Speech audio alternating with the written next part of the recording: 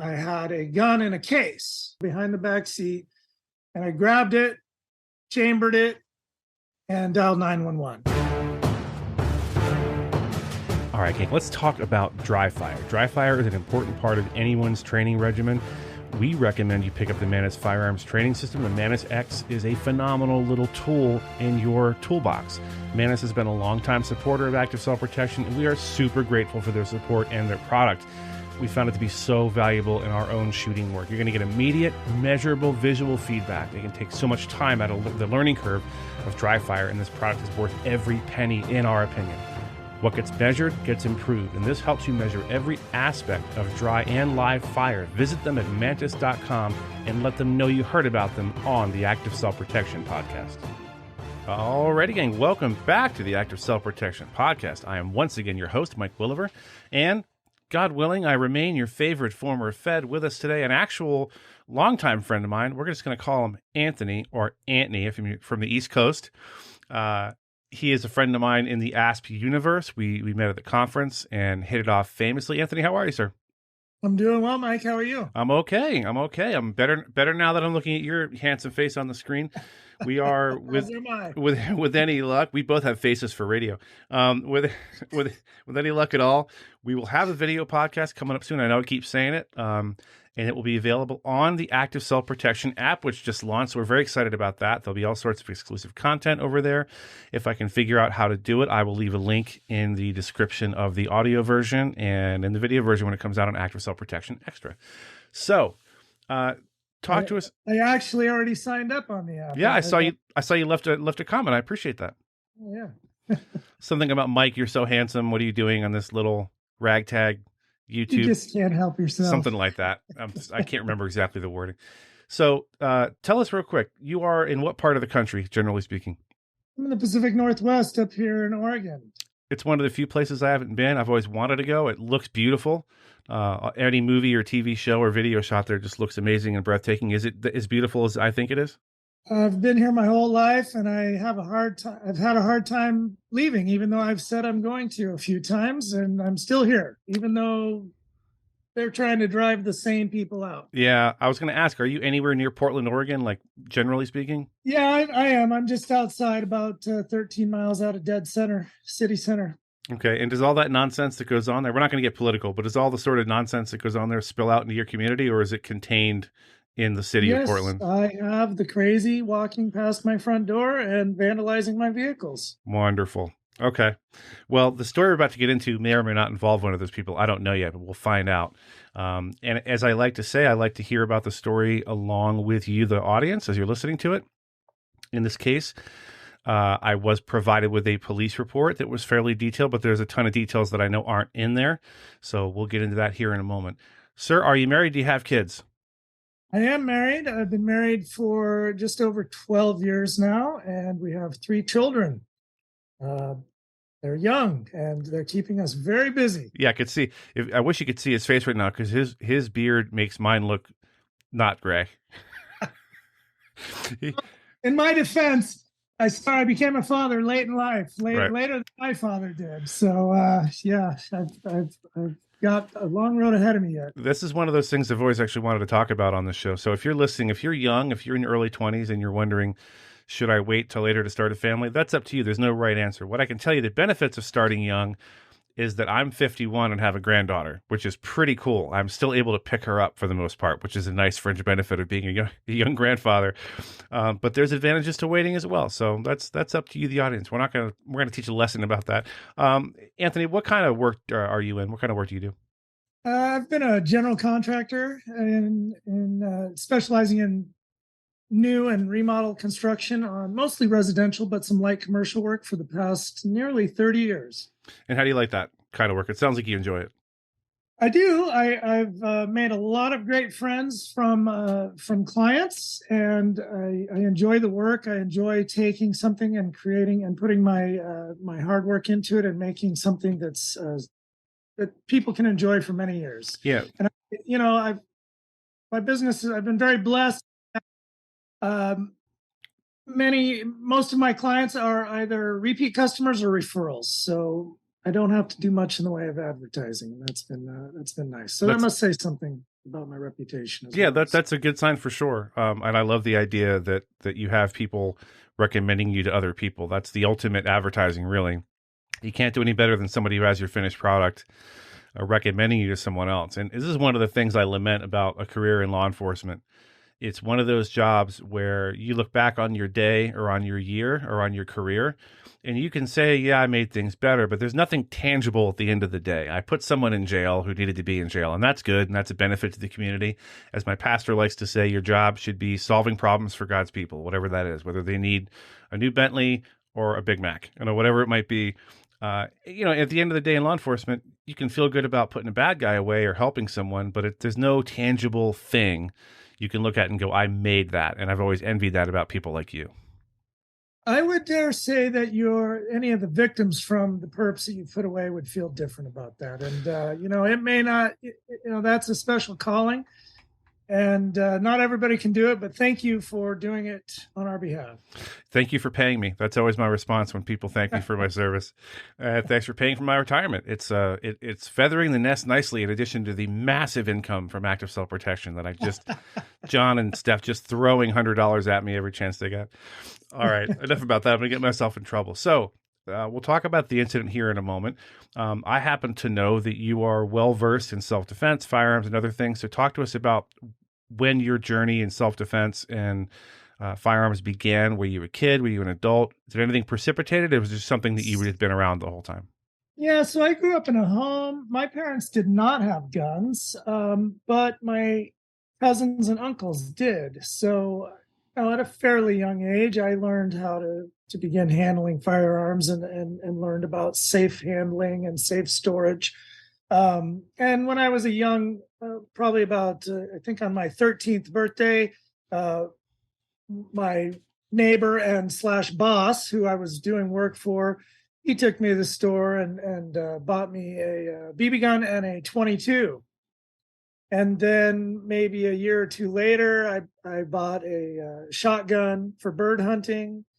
And then when I became a legal adult, I purchased my first pistol, semi-automatic pistol. It was a Beretta 92 FS. And I did the hunter safety and did a little bit of hunting and a little bit of target shooting here and there. But it's kind of one of those that just sat in the nightstand throughout my single years. Mm-hmm. And I would take it out occasionally and shoot.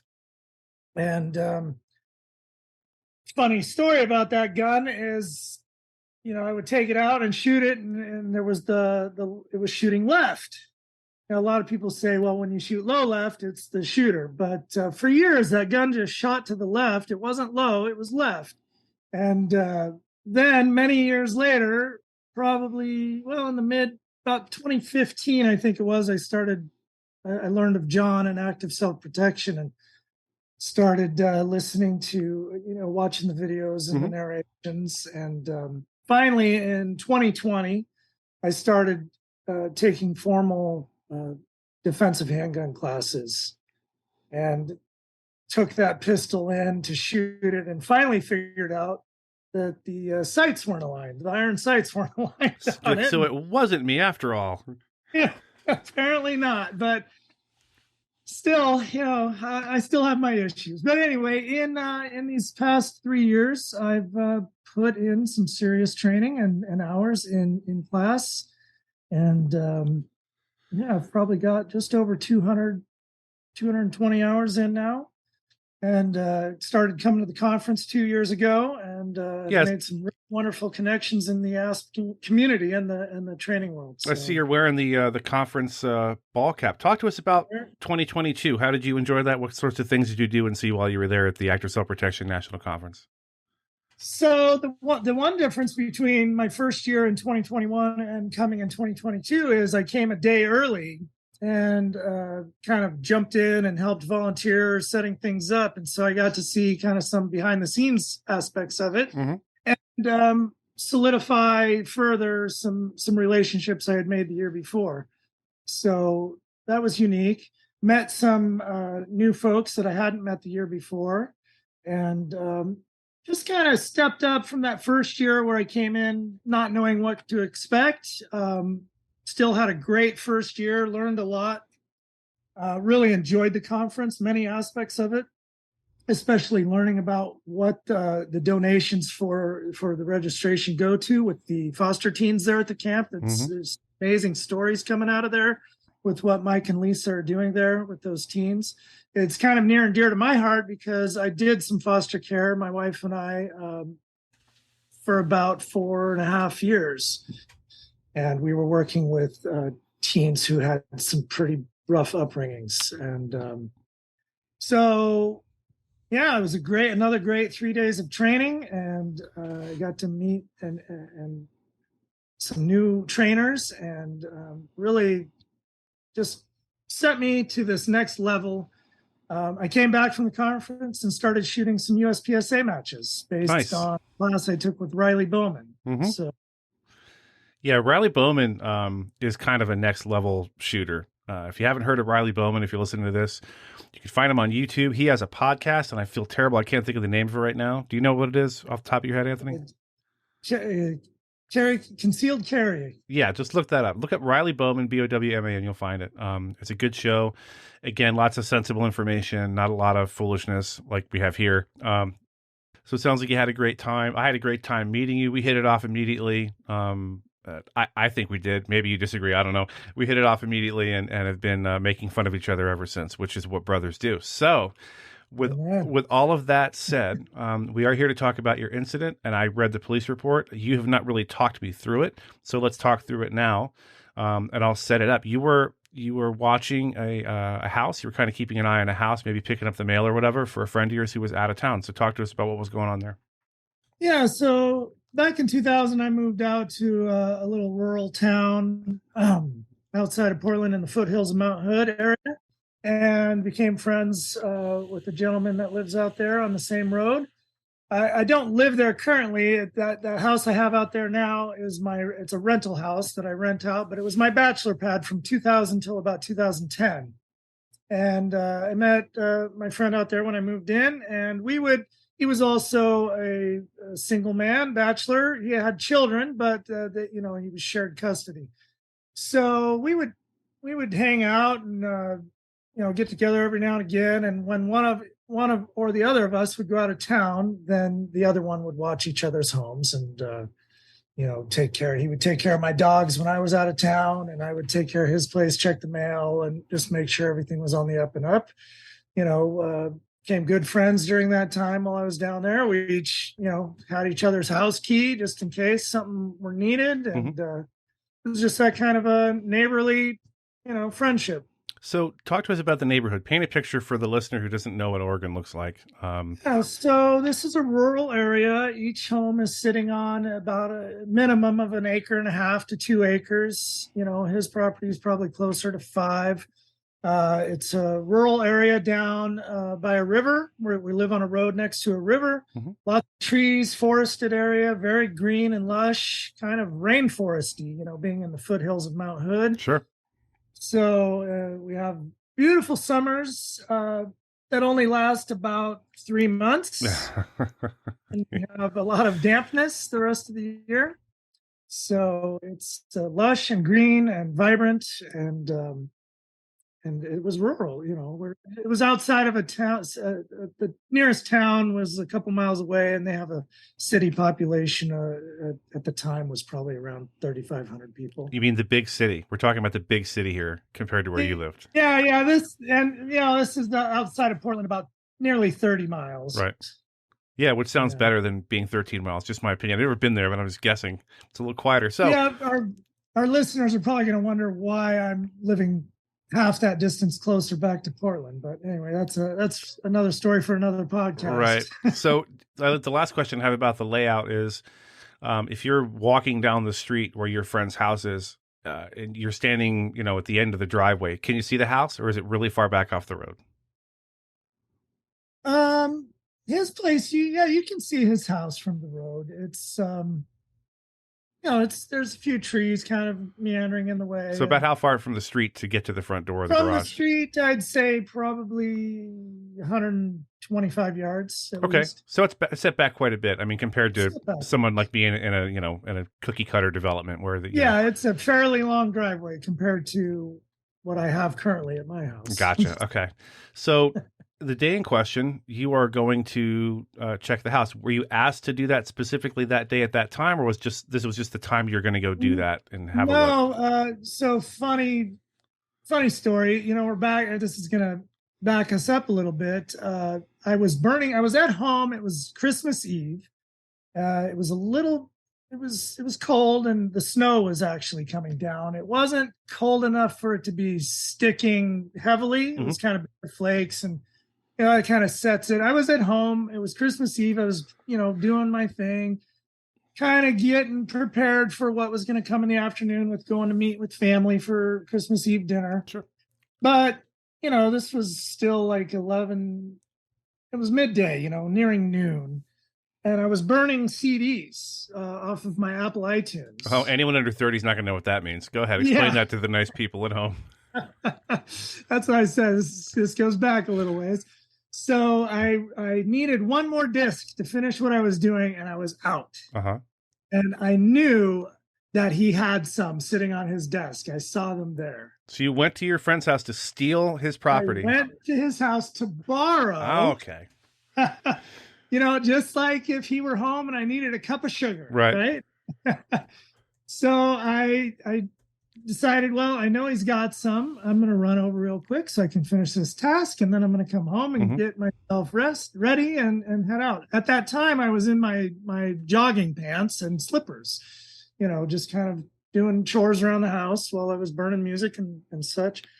So I actually, this is kind of crucial somewhat to the story, because instead of walking down, his house is 2 properties away from mine. So there is another neighbor in between us. But if it had been a nice sunny day, I may have just strolled on down for some exercise with the dogs. But since it was snowing and I was in my slippers and it was cold out, I hopped in my truck and drove the few hundred yards down the road and entered his driveway. And when I pulled into the front of the house, I noticed a car that wasn't there when he left town.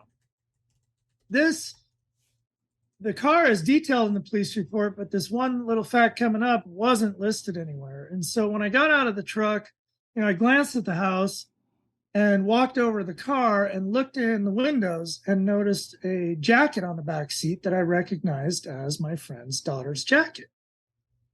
So that kind of took my elevated, curiosity and brought it down just a little bit, saying, well, it's got his daughter's jacket in there. It must be somebody that knows him, either parking that was given permission to park here.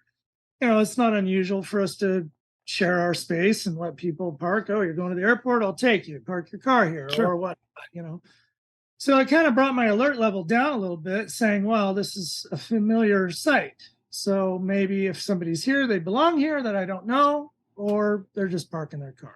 So when you see the car parked there, your alert level goes up a little bit, like, okay, don't know who this is, not sure, never seen the car before. But then you said your friend's daughter's jacket is inside the vehicle. So you're like, okay, well, maybe there's an explanation. Who lives at the house, his daughter came on when he had custody visit, every other weekend or whatever. And I would see her wearing that jacket. So I knew it was hers. So that kind of, even though I was like, oh, whose car is this? Then I looked inside, saw the jacket, and kind of brought my alert level back down a little bit, thinking, oh, well, it's somebody that knows my friend. So the jacket was distinct enough that you could tell it was hers. It was like something specific about it. Most definitely. Okay, not just a brown jacket. Okay, that's what I wanted to know. So at some point you go to enter the house. When you first open the door, do you call out to ask if anyone's there initially or no? So I walked up to the front door and there's windows on either side. So I, kind of peeked, grabbed at the door handle, felt it was locked. So I had a key and I put the key in and I opened it. As soon as I opened the front door, the next thing that caught me as strange was I can see the master bedroom door from the entry, and it's closed and the light is on. And that struck me as strange because I've never seen that bedroom door closed in all the years. By that time I had known this guy for 7 years, right? And I'd been in that house bunches of times and I'd never seen that door closed. Mm-hmm. And then so seeing it closed and the light on and knowing he isn't home, brought my alert level back up. But I still said, well, maybe somebody's got permission to be here that I didn't know about. I called out. I said, hey, who's here? Mm-hmm. It's Anthony. Who's in the house? No answer. So that kind of made the hairs on my neck go up a little bit. Because you're reasonably sure at this point there is someone there. They're just not answering you. One other detail that came into my mind that's not mentioned in the police report is I know that there's a loaded 410 shotgun in that bedroom leaning against the window. Okay, that's relevant for sure. So that came into my head next. I was still playing that normalcy bias that whoever is in here is supposed to be here. But now my hair is standing up because they're not answering. So I called out again. I said, who's in the house? No answer. And one thing I did when I left my house is I left my cell phone plugged in on the charger. Mm-hmm. I didn't have it with me. So as I'm now in the entry of the house, and as I'm backing out, I just said, you gotta go. There's something going wrong here. Get out of the house. And as I'm backing out, I grabbed the cordless phone off the desk that was near the entry. Mm-hmm. And I took it outside with me and I skedaddled out to my truck, and I had a gun in a case. The Beretta was Mm-hmm. in the case, behind the back seat. And I grabbed it, chambered it, and dialed 911. Okay. And then from that moment, I kept myself in a safe position, but where I could still view as much of the house or the innards. I left the front door open and I wanted to view what was happening. The other thing that I noticed is the bedroom light got shut off as I was backing out of the house. Okay. That's a clue. I noticed that as well. That also sent off a red flag.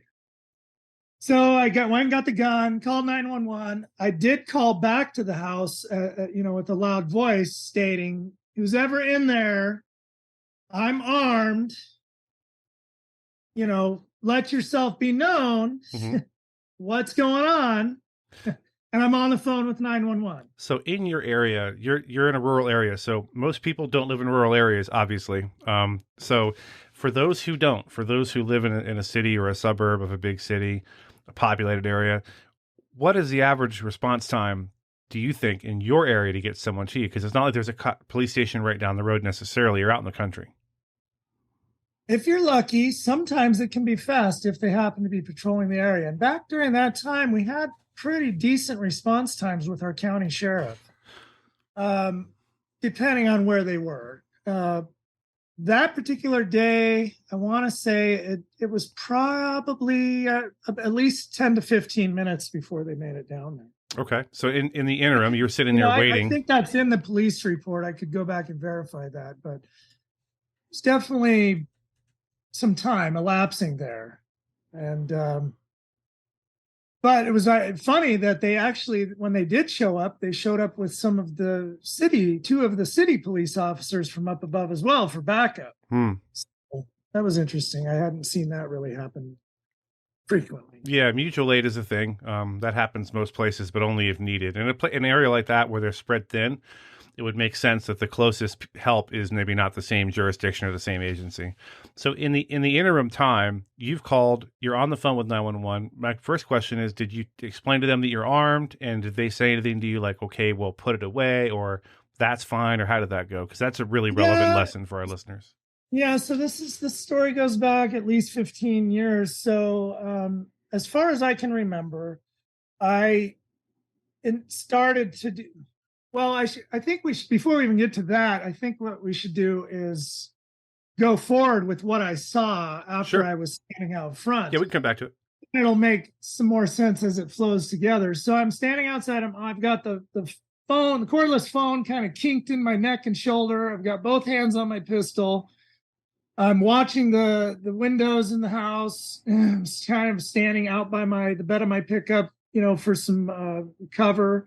Um, and I thought I had seen like a little flash of head in the house at one point. And then a couple of minutes later, while I'm still talking to the dispatcher, I see movement out behind the house. And behind the house is this big hillside full of trees and brush. And I see movement, and all of a sudden I see a person. And I just I kind of stuck my gun out. I wasn't going to shoot, but just had it out in front of me a little bit at the low ready. Mm-hmm. And I just instinctively yelled, "Freeze!" And he's up on this berm, this hill at this point, right? He's up on the hillside, and he's crawling up the hillside.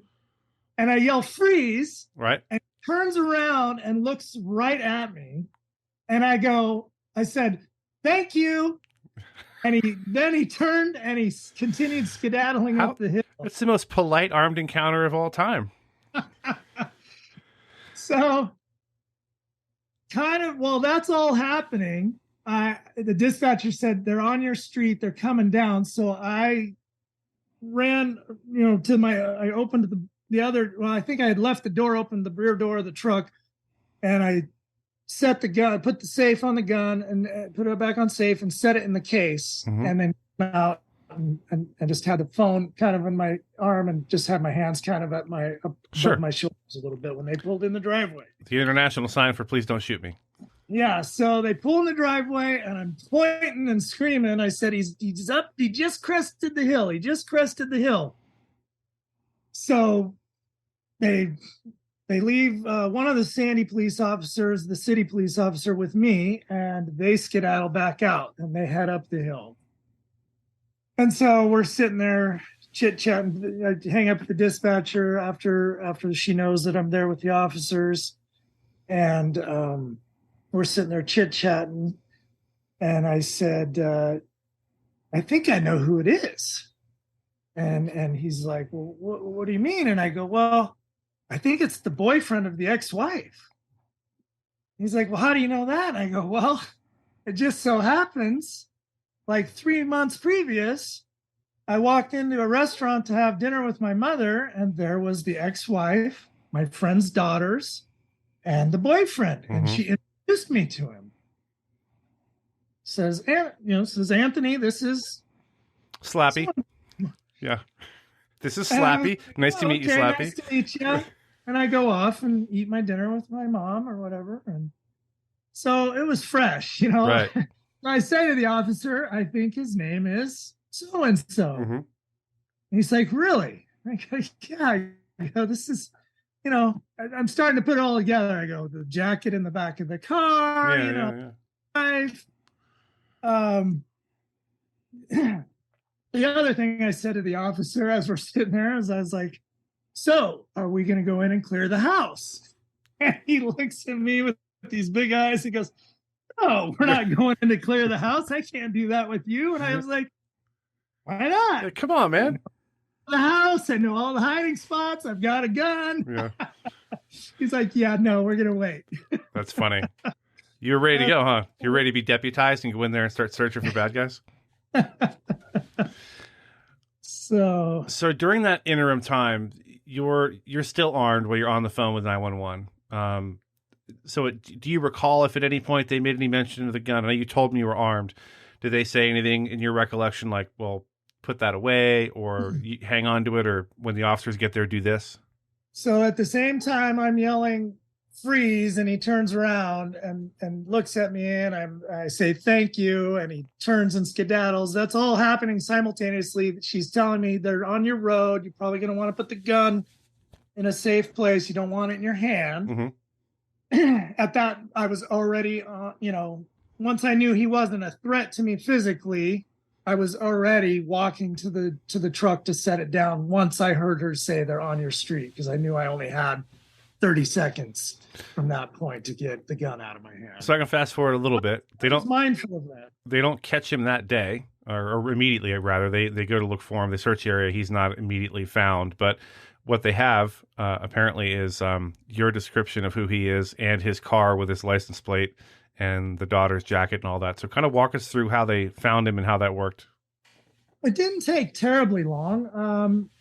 Me and the city officer were sitting there chit-chatting for a while. It felt like maybe a half an hour, 45 minutes, because what happened during that time, they went up, they looked for him, they couldn't find him. They called Canby police, who had a canine unit.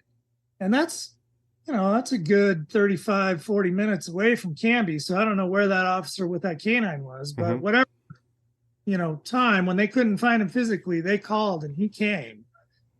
And it wasn't long after that they found him. And so they came, once they caught him, it was less than an hour, between 45 minutes and an hour. Okay. I misunderstood the report then. So they did find him that same day. Pulled in the driveway of me pointing where he went.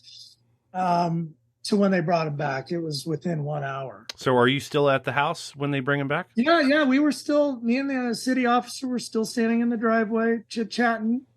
And he got the radio call that they were on their way back down. And he's like, they're coming, so you can ID him. Do you feel comfortable doing that? I was like, oh, yeah. So they bring him back to the house, pull him in the driveway. And they take me up to the car and they open the door and I look inside and I go, oh, yeah, that's who I thought it was. I go, how you doing, Roger? Yeah. And he just kind of looks, he's looking down, he's grumbling. And I was like, you picked the wrong house, buddy. Yeah. Well, the wrong time, at least. So let me ask you, actually, I'm going to make a point here before I forget. So for any police officers listening to this podcast, I know there's a few at least, when doing we call it a show up where I'm from, where the victim or a witness identifies a bad guy, ideally they put you, the witness or victim, in the back seat of a police car, close the doors so especially if it's during the day, they won't be able to see you very well.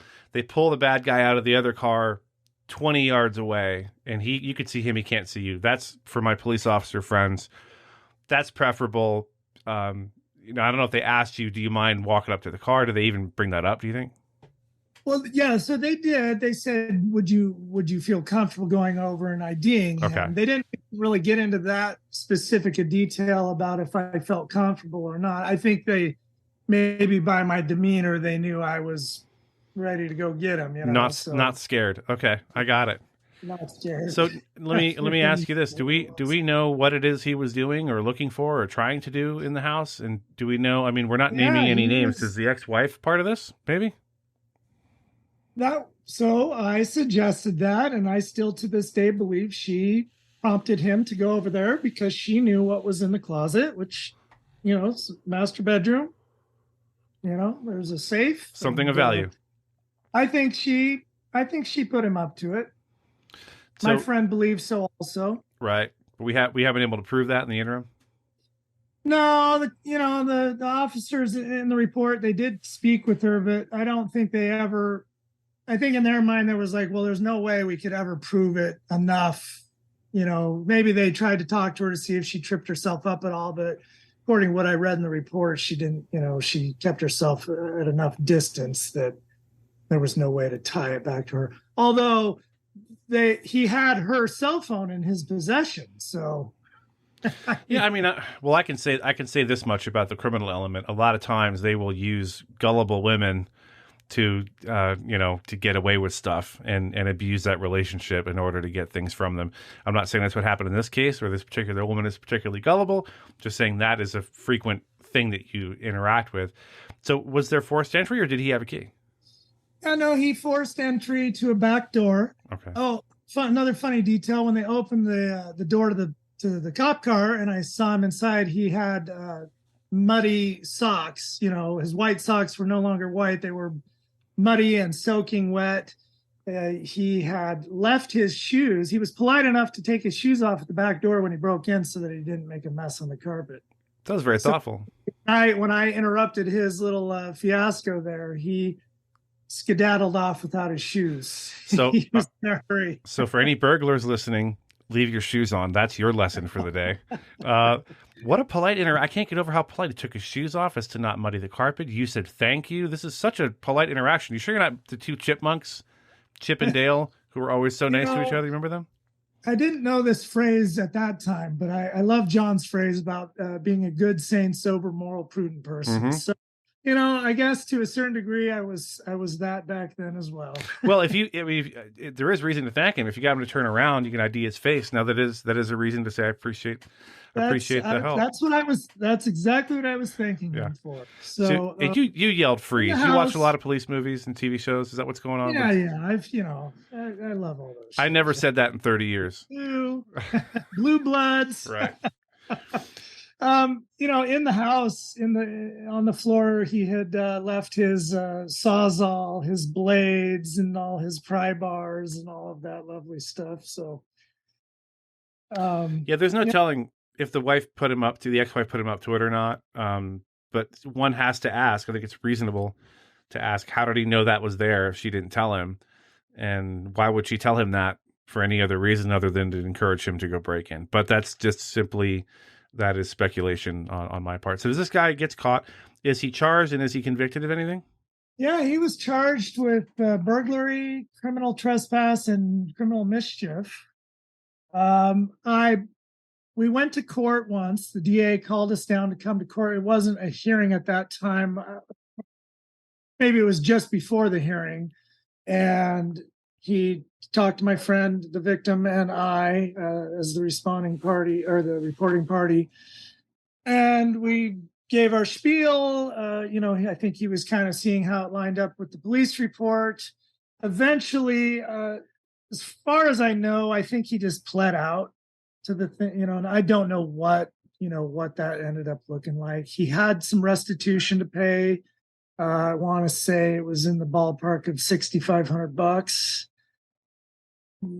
From what I've learned, he got that money and paid it from the ex-wife that Lovely. He was dating. Class act. That doesn't kind of solidify some things. So are they? Do we know they're still together or not? These two, the burglar and his lovely friend, the ex-wife. That I'm unsure of. Oh boy! All right, I don't know that. So let's talk about lessons. I think there's quite a few here. Quite a few. First of all, and I'm not just saying this because you're my friend, I think you did great. We talk a lot about normalcy bias. Stephanie Widener likes to say one needs to, when in a situation, you need to radically and rapidly accept reality. This is happening. The longer it takes you to flip that switch and say, this is a thing that's happening to me right now, the longer that takes, the longer it takes for you to formulate a plan. We talk about attitude, skills, and plan. The attitude and skills have to be there before the incident happens. And the plan doesn't start until we accept that we're in the middle of a thing. So you saw a car in the driveway. I think it's perfectly reasonable for you to go, oh, that's the daughter's jacket. There must be a reasonable explanation for this. I don't think that's so much normalcy bias. But then you get inside and see there's a door closed that's normally open and there's a light on, and I'm thinking that light shouldn't be on. And at that point, I feel like you went, okay, this is happening, and reacted, did the right thing, didn't go rushing in there with a gun. Back out, as John likes to say, outsource your violence, call the police. And you attempted to do that, and attempted to detain him. Here's a couple things I want to talk about. For those potential burglary victims, I've said this before, most burglaries don't happen at 3 a.m. with a guy with a ski mask and a crowbar. Most burglaries happen during business hours, during the day, because that's when scumbags assume you're not going to be home and they go about their scumbaggery, riding their $25 bicycle and breaking into your garage. It happens around noon, 1 or 2 p.m. So that's when these things generally happen. The next thing I want to say is have your tools on you. You told me I almost walked down there, and I wouldn't blame you for walking down there unarmed. It's a couple doors down, it's a few hundred yards. You're not really expecting anything, but I think that translates into maybe we can learn a new lesson that I never thought about before today, which is, why are we watching someone's house, right? Why do we do this? Why do we watch each other's properties? Well, I mean, I guess maybe because there could be a fire, but really the reason we're doing it, other than picking up the mail, is to prevent or discover a burglary. That's really why we're doing it at the end of the day. So maybe in the future, if I'm watching a house, I will start acting like there's a real possibility I'm going to interrupt a burglary in progress. Now, is that going to happen very often? 1 in a million. But why not be prepared for that 1 in a million? There's no reason not to. Does that make sense? You know what I'm saying? Exactly. Exactly. So fortunately for you, you drove over and you had a firearm in your vehicle, so that was covered. Um, I think having your tools on you, being prepared, having a mindset that there might be a burglary, so why not be prepared for it? It's like one of the videos we did a while back on the main channel, on a badge cam video, where there's an officer responding to multiple reports of someone shooting a gun. And he gets out of his car. He parked a little distance away, which is fine, and gets out of his car, no rifle, no shotgun, walking towards this. And it isn't until he hears a shot that he's like, oh crap, someone's shooting. If you're a police officer, you get multiple calls, someone's shooting a gun. When you get there, I think it's safer for you to assume that is what's happening. And I'm going to operate under that assumption until I know otherwise. Not the other way around, not assume it's probably not happening. I think we can employ some of that here as it relates to house sitting. By the way, can you move next door to me? Because we're going to be going out of town. And we're in a pretty good neighborhood. Of course, so did you. So be prepared for there to potentially be a problem. And then the last thing I would say, and you may have done this, I don't know. Ask your friend, the family you're watching the house for or watching the dogs for or whatever, are you expecting anyone other than me to come by the house? This is a lesson I'm learning right now for the first time. It hadn't never occurred to me to ask that question. So ask him, hey, is anybody else going to come by? Is there a dog sitter? Is there someone picking up your mail? Is there a friend, a family member? Should there be anyone else in your home during this period of time? And if so, could you hook us up together? Give me that person's number so I can go, hey, are you inside right now? Rather than stumbling across something, because potentially it is another authorized party and you don't want to be where that temperature is already super high because you weren't expecting anyone. Now there's someone in the house and now we have a problem. You know what I mean? So, Mike, I actually have another story that could probably be another podcast episode on that. When I was living with a friend of mine, I was renting a room from him before I had moved into the house out in that rural area, and he didn't tell. He went out of town for 5 days or something, and he didn't tell me that he had given a key to another mutual friend of ours who was a DJ and also did it DJing at night at a nightclub, free bar, and also worked at the airport. So he finished his shift at 2:30, 3 in the morning, whatever, at the country bar, and had a early morning shift at the airport and wanted to crash there. Well, Okay. Nobody told me that he was coming over. And I woke up when I heard. Do you know this guy? You ever met him before? Yeah. Okay. He was a former neighbor to the next door of the house I was living in. Okay. And he had moved to a rural area. But that's why he was now coming to stay, because the shifts were close together and Sure. he didn't want to drive all the way home. Yeah, it makes sense. Neither of them gave me any heads up. So I'm home. I happen to have my mom's dog with me, who I had trained from a pup. She was gone or doing something, so I had her dog with me. It's 3:15 in the morning, and I woke up from a deep sleep to the sound of the deadbolt closing. Yikes! The front door. In my mind, that meant somebody was in the house. Safe bet. Not, just having been woken up from a deep sleep, I wasn't able to process, well, somebody wouldn't come in and lock the door if they were a burglar, but I just knew there was somebody in the house and there shouldn't have been anybody there but me. Right. The dog jumped up. I jumped up. I grabbed my gun, took the safe off. It was chambered and loaded. My bedroom door was cracked, maybe an inch. I'm now standing, trying to see. It's pitch black. And the dog is barking. And I call out, who's in the house? There's no response. I call out again, who's in the effing house? Right. No response. I say, I'm armed. I have a gun. Mm-hmm. Who's in the house? If you don't speak up, I'm releasing the dog. And I'm armed. No response. I open the bedroom door and the dog goes jumping out in the hallway. I know somebody's there because the dog sees him, and Right. at that moment they scream out, "It's Mark! It's Mark! It's Mark! Call the dog off! Call the dog off!" He was more worried about the dog than my gun. And the gun was at a low ready. I bring it down and I said, "What are you do? What? Why wouldn't you say anything Yeah. before this point?"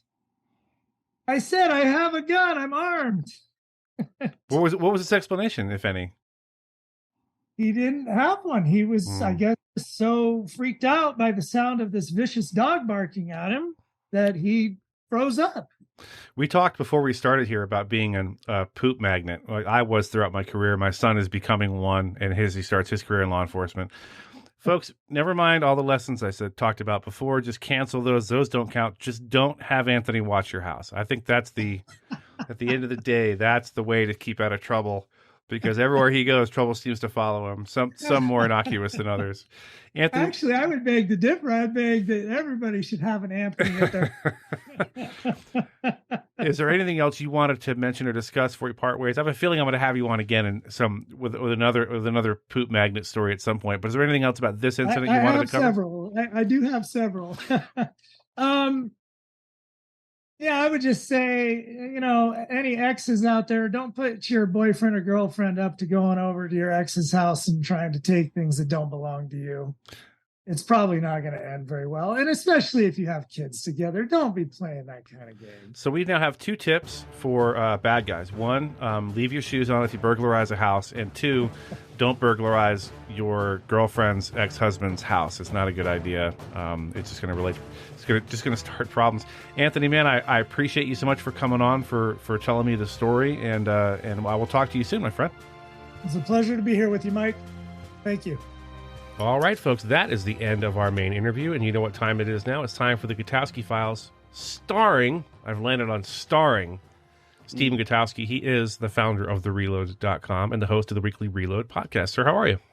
I feel like a star, so that seems appropriate. Star power, star quality, you exude it. I'm excited because it's as we record this, it is Monday the 10th of April, and I will be meeting Mr. Gutowski in real life for the first time at the NRA annual meeting. If you, our dear listener, is at the meeting, you'll be hearing this Friday, whatever this Friday is. So look for us. We'll be walking around, milling about the convention floor in the various meetings, and John will be teaching some classes. So that'll be a lot of fun. We are this week discussing 2 pieces over at thereload.com. One, and they're related. One is an analysis piece by our dear Mr. Gutowski, how strict enforcement of strict gun laws begets discrimination. That is a member exclusive, but you're going to get to hear about it here. Even if you're not a member, you should be a member. You should be a member. And the other one, also by Mr. Gutowski, he's been a busy bee. Headline is Judge Allows Discrimination Claim Against DC's Stop and Frisk Gun Enforcement to Move Forward. Let me just speak my piece here before we get into Mr. Gutowski's analysis. I don't like lazy cops. I don't like lazy cops, and I don't like unconstitutional policies or laws. And at the heart of all this for me is, if you're in law enforcement, you need to do your job. If you want to stop someone, you need to build reasonable suspicion. You need to have PC before you do a thing. And blanket policies like stop and frisk, I think they contribute to the degradation of trust in our institutions, one of them being law enforcement and government in general. All right, I'm off my soapbox. Stephen, you want to talk to us about these 2 articles? Yes. So the basis of my analysis piece was a lawsuit in Washington, D.C., which a judge has allowed to move forward. The city wanted to dismiss this case outright, but a federal judge has found that they can move forward with these claims that deal with, it's a class action suit by 4 African-American men who claim they were targeted for stop and frisk action by Metropolitan Police Department on the basis of really not very much. First of all these men had their cases thrown out either very quickly after they happened, or in one plaintiff's case. He actually was held in jail for several months before his case was dismissed for lack of evidence, essentially. And so, this essentially you had claims that police were stopping people for effectively no reason. One plaintiff says he was walking down the street with a backpack on, and the police. Well, this is what the police actually put in their write-up for what probable cause was. They said that he went from his backpack being on one shoulder to putting on both shoulders when an unmarked police car approached him, and so they jumped out, which is where you pull up, stop the car. All 4 officers in plain clothes with tactical gear on jumped out and surround him, and then they wanted to search his bag, and he said no. This is the person at the center of the case. This is the main plaintiff, whose name is Crudup, that's his last name. And police then, when he refused to comply or refused to allow them to search him, which of course is obviously his right to do, they didn't have any Fourth Amendment. Yes.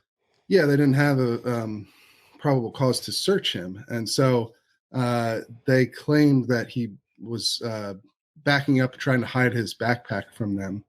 The plaintiff claimed that he was just being surrounded by police and moved toward. They were sort of backing him into a fence area. It's enough to make anyone nervous. Yes. Yeah, and so instead of getting consent to search, there was an officer who said he heard something in the backpack and then did a frisk of the pack and said he felt marijuana in there, and that's when they searched the bag and found a firearm and charged him for having that gun, because DC has, as you might imagine, extremely strict gun laws, even still today. Even though they've moved to they were forced to move to a shall issue system. Heller, yeah. Yeah. Well, that was Heller. DC used to ban handguns outright, years ago. I remember. They had even worse police tactics back then. And worse crime. And so now they used to also ban carry outright. Now they can't do that anymore. So they have a very high bar for how to get a permit. It costs several $100s. I'm actually going through the process right now myself personally, and it takes several months to actually complete, and makes it very difficult. So basically finding a gun on somebody in a low income neighborhood is likely going to mean that they don't have a permit, because the process is very hard to complete. This might all sound pretty familiar to people. I think this is kind of the exact scenario that happened in New York City under Michael Bloomberg. It's very controversial. That's where stop and frisk sort of became a famous term. And then additionally in Baltimore, you had a major scandal with their gun unit basically violating people's rights. And in Baltimore, it was even worse. They would steal money and guns from suspects and so forth. There was a whole federal investigation they even made an HBO miniseries about it. But the basics are there. You have these very strict gun laws that are either impossible to comply with or are highly difficult to comply with. It's to the point where, especially if you are not somebody of means in one of these cities, you just are not going to be able to obtain the licensing and permits necessary to comply with this law. But it's by design, though. I want to point that out. This is not an accident that they make this difficult. This is just their way of trying to do an end around their obligation to issue permits. They're trying to make it too hard. Yeah, I think that's fair to say, honestly. I mean, DC and New York and Baltimore do not want people to have guns generally. That's the point of view of most of the lawmakers there, and they certainly don't want them to carry them. And so they have made the process of obtaining a permit to do so either literally impossible until forced to do otherwise by the courts, which is what we've seen the last couple of years in DC and throughout the country.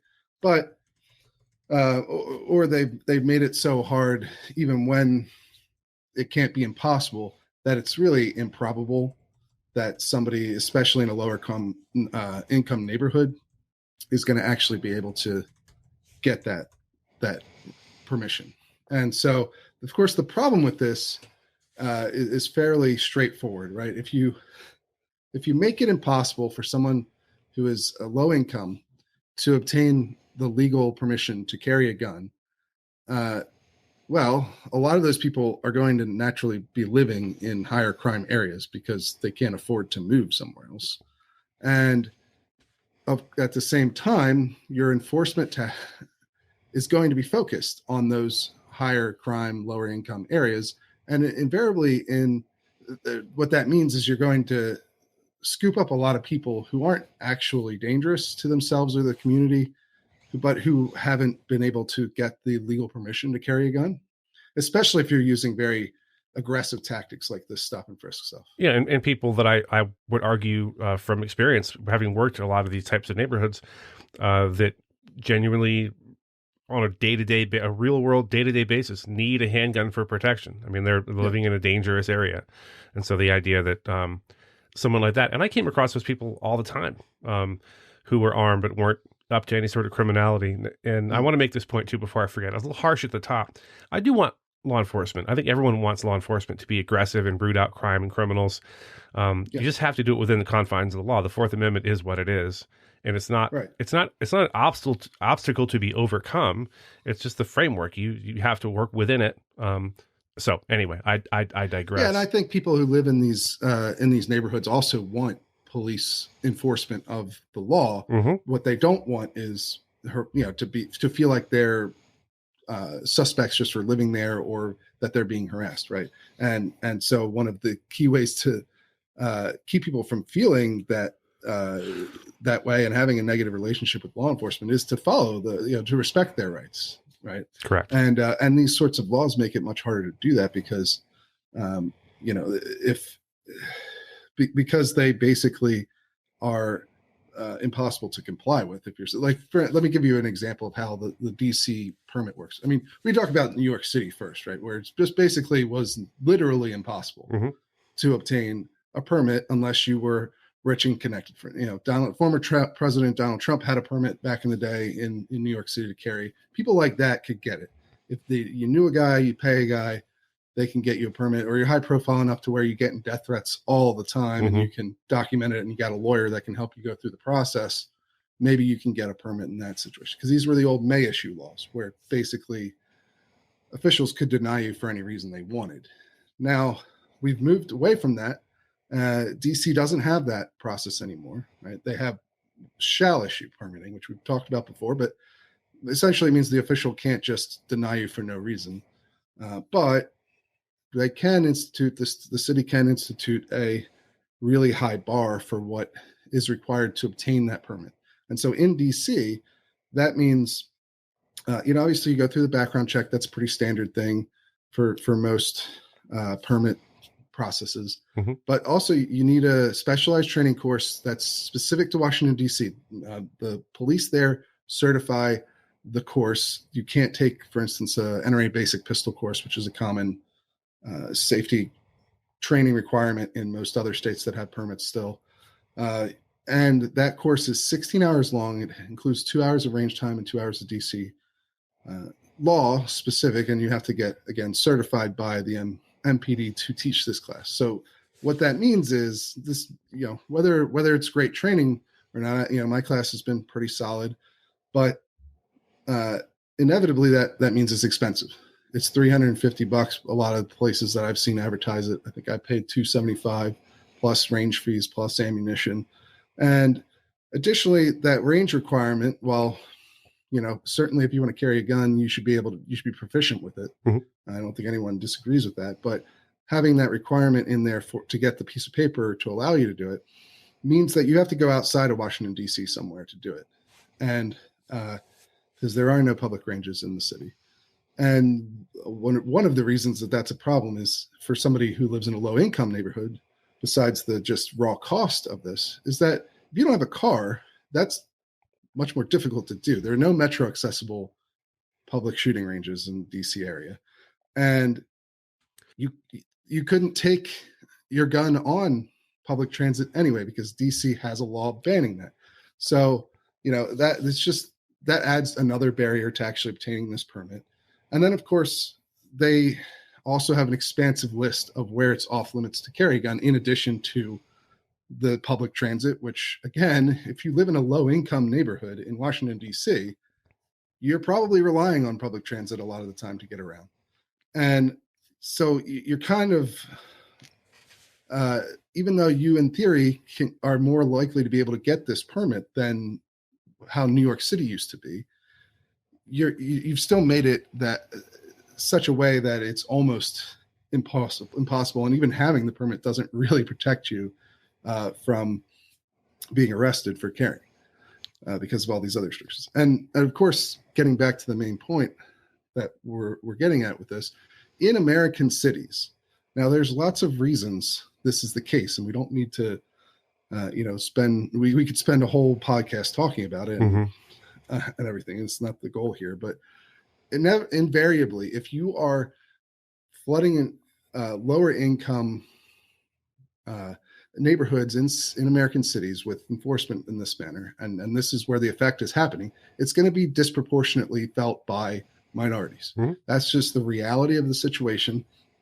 And so it's not the middle-class dad in Georgetown who is getting these jump outs to happen. It's the 25-year-old black guy in Anacostia. That's the reality of this. That's where you see disproportionate enforcement come into play, even in scenarios where the law enforcement officials or the city officials are minorities themselves. They're not, and they're probably not, doing this on purpose with the goal of arresting young black men, but that is the effect. Yeah, Baltimore is a great example of that, and they've had their share of incidents over there, and I think almost all the city government and the police command chief, everyone else is African American. So and many of the officers as well. Yeah, I was going to ask. I think you answered this question already, but you mentioned they have like prohibited zones in DC. Are they doing that as aggressively, say, as New York City, where they're like, okay, you can only carry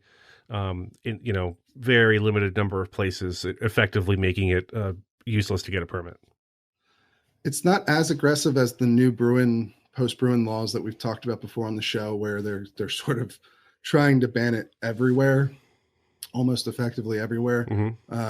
But it's outside of those couple, really only been two bills that have passed of that nature since Bruin came down. Outside of those two, which are New York and New Jersey, I would say that DC has the most restrictive policies on where you can legally carry with a permit. This is after you get that, after you go through that whole process. Right. Which, by the way, additionally, you also have to get fingerprinted. You have to go down to the police station, and these permits are only good for 2 years. So you have to go through the renewal process every 2 years, which is abnormal as well and costs more money. But so you're banned from carrying on all public transit. You're banned from carrying on all national parks in the city, which is a large chunk of the sort of touristy area of the city. Anywhere there's a Smithsonian Museum or the Capitol building or the Washington Monument, places like that. They also have these sort of roving gun-free zones, which are pretty fascinating. That sounds terrible. Yeah, so there's DC's unique in some ways. Obviously, you have a lot of diplomats there, and so anyone who's under diplomatic protection, there's 1,000-foot, I believe it is, gun-free zone that follows them around wherever they go. So, if a motorcade comes near you, I don't. They say that you either should leave the area or put your gun in your car. Is the solution that MPD gives for this scenario. So they want you handling your gun unnecessarily in public. Good, that's a good solution. Yeah, so there are some impracticalities like that get tossed in there. Now they are supposed to give you a warning and post signs before they can arrest you for something like that. So there's, in practice, how often somebody is getting arrested for this thing is a big question. I mean, the public transit ban, for instance, there was a case against that was thrown out in December because the judge found that no one has ever been arrested for violating that ban yet to this point. Although I always find those decisions to be pretty questionable in my mind, because you don't have standing because you haven't been arrested for it and no one's been arrested for it. Well, what does that mean? Like they're still going to enforce. They still could possibly arrest you for it. So the risk is still there if you tried to carry on Metro. But yes, and same thing for protests. Protests that are permitted, you cannot be within 1,000 feet of, I believe is the rule. So when you add all these things up, schools, a lot of restaurants as well, their rule for restaurant carry is pretty convoluted. It's based on the type of liquor license that the establishment has. So beer and wine's okay, whiskey and vodka not okay. Like no, it's more complicated than that. You have to know exactly what kind of liquor license the restaurant has before you could legally carry there. So you'd have to go to, basically, from what I understand, you'd have to look it up in the DC's database, which is preposterous. If you can't see me, folks, but I am rolling my eyes, shaking my head, and throwing my arms up all at the same time. So yeah, you get a collection of all the strictest policies that had existed when they enacted this law, basically, and a couple extra ones thrown on top. So it's not to say that it's impossible to carry in Washington, D.C. with a permit, but it is very limited compared to, say, Virginia, where I live. Although there are a few policies here now that are the protest one was adopted recently in Virginia in 2020. So it's not completely unprecedented anymore, but they were the first ones to do that. And yes, but you got the point here, which is, if you're someone doesn't have the means to go through this process in the first place, or even if you go through it and say you rely on public transit, you're still very limited in reality for how you can technically conform with this law. And, when you make it so difficult to obtain, that increases the incentive for somebody who is otherwise law abiding to just ignore the process. And then if they're in an area where you're jacking up enforcement, maybe understandably so, because it's a high crime area, you're more likely to roll up a bunch of these kind of people who,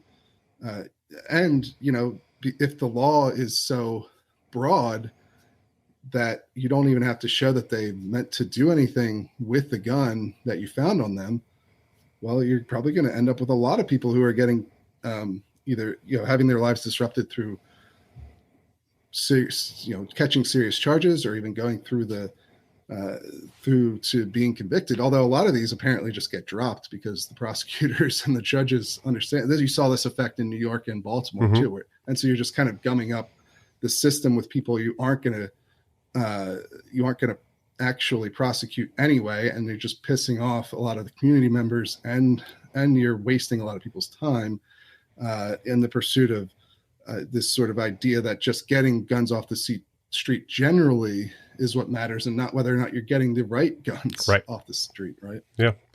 That is our time. I just want to ask Stephen one last question. What would we do without government here to protect us? That's all the time we have for this week. Folks, if you enjoyed this episode, or even if you didn't, go over to Apple Podcasts, over to Spotify, whatever you listen to it on, give us 5 stars. Say something nice about me and or Steven. Misspell his name, whatever. We just need the support that helps to direct traffic to this show. And I think I think we're doing good work if I blow my own horn. In fact, just this past week, we passed 500,000 plays on the audio version. It's way more than that with the YouTube channel, but so I want to thank you from the bottom of my heart for tuning in. Steven, thank you for being here, and I'll see you next week. Absolutely.